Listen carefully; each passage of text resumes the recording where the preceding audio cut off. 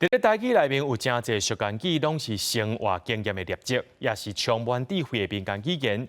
中华县文化局邀请文书工作者郑武龙老师开课，举办台语的言语教学，也互民众来认捌到台语俗谚内面的趣味也个内涵。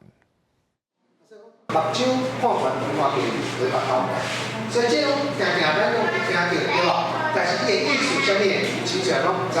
详细解说俗语的意思，有咧讲人情世事，嘛有甲计带相关的俗语话。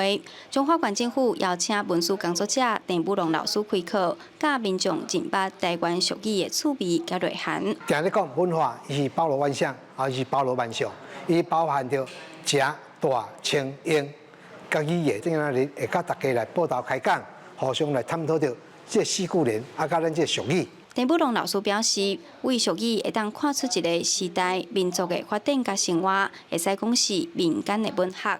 亲像买卖算分，小请无论，意思是买卖还买卖，请人客还请人客，唔通揽做伙。短短两句话，讲出做生意甲交配的道理。这拢是较早古早人留落来的语言，咱若即马无搁继续来学习，即马囡仔都无啥了解。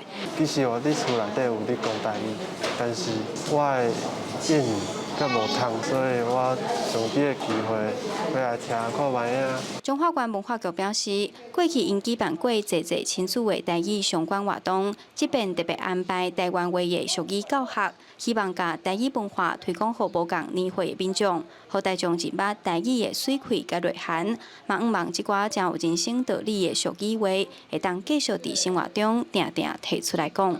记者杨淑晴，中华报道。